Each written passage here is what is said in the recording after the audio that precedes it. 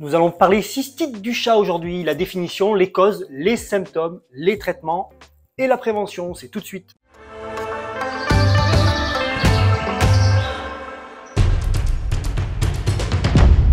La vraie définition de la cystite est une inflammation de la vessie. C'est un terme général que l'on utilise pour parler des inflammations du tractus urinaire en totalité. Le tractus urinaire, ce n'est pas que la vessie, vous avez aussi l'urètre, les uretères et les reins. Les causes de cystite chez le chat sont dans la grande majorité de 3 origines. Les cystites dues à des calculs urinaires, ce sont des petits minéraux, des petits cailloux qui se forment dans les voies urinaires. On a également les cystites de stress, on les appelle les cystites idiopathiques parce qu'on ne connaît pas leur origine et on suspecte une origine comportementale. Il peut également exister des cystites infectieuses, mais elles sont rares chez le chat.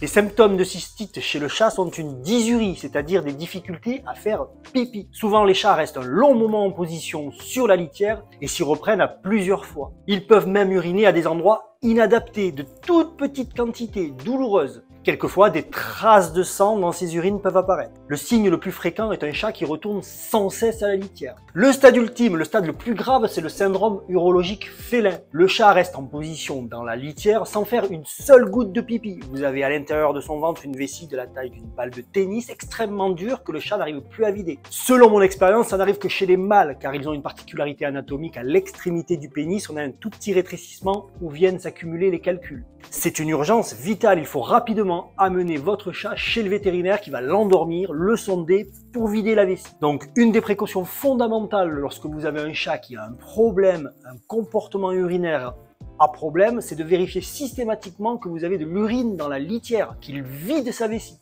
S'il ne la vide pas, si vous n'avez rien dans la litière, c'est que tout est dans la vessie et la vessie est en train de gonfler. Vous avez une répercussion directe sur les reins et les reins sont des organes vitaux, indispensables et en plus fragiles chez les chats. Donc vite, allez chez le vétérinaire.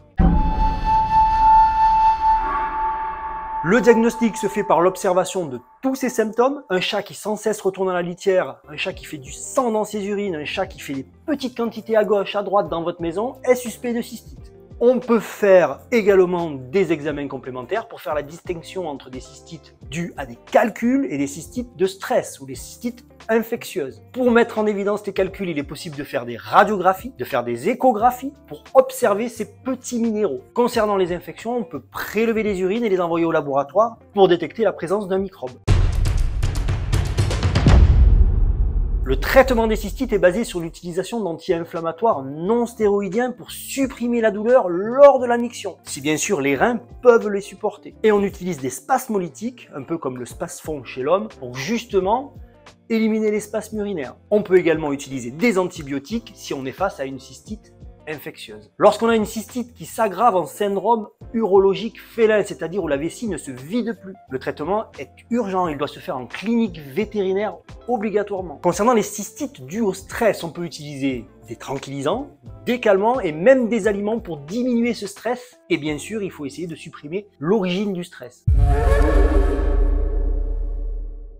Pour prévenir les troubles de cystite, premièrement, les calculs. Il faut faire attention à l'alimentation. Certains chats ont une génétique et un mode de vie qui favorise l'apparition des calculs. Ils ont besoin d'avoir une alimentation adaptée pour ne plus en produire ou même pour les faire fondre. Méfiez-vous de tous ces aliments que vous allez trouver en supermarché, en animalerie, qui vous parlent de sécurité urinaire. C'est du pipeau. Les aliments diététiques, c'est-à-dire les aliments qui soignent des maladies, vous allez les trouver dans des endroits spécialisés, les cliniques vétérinaires ou certains sites internet spécialisés. Ne rêvez pas, vous ne trouverez pas des aliments qui vous gèrent les calculs à 1 € le kilo. C'est de la bêtise. C'est pas parce que sur l'emballage il y a marqué sécurité urinaire, protection urinaire que c'est vrai. Ça ne marche pas. Ces aliments diététiques sont à préconiser chez des chats ayant déjà fait des calculs et à ne surtout pas arrêter, sinon vous avez reproduction, reformation de calculs et à nouveau des symptômes. Concernant les cystites de stress, la plus grosse difficulté c'est de trouver la cause. Est-ce l'arrivée d'un nouveau chat à la maison? Est-ce un déménagement? Avez-vous modifié quelque chose dans votre intérieur? Est-ce que vous êtes absenté pendant plusieurs jours? Avez-vous changé son alimentation? Avez-vous changé le contenu de sa litière? Il ne faut pas hésiter à se poser toutes ces questions. N'hésitez pas à nous mettre un petit pouce en l'air si cette vidéo vous a servi, ça nous encourage. Vous avez plein d'autres vidéos sur les maladies des chats sur notre chaîne Vetomania. N'hésitez pas à aller les voir et vous abonner,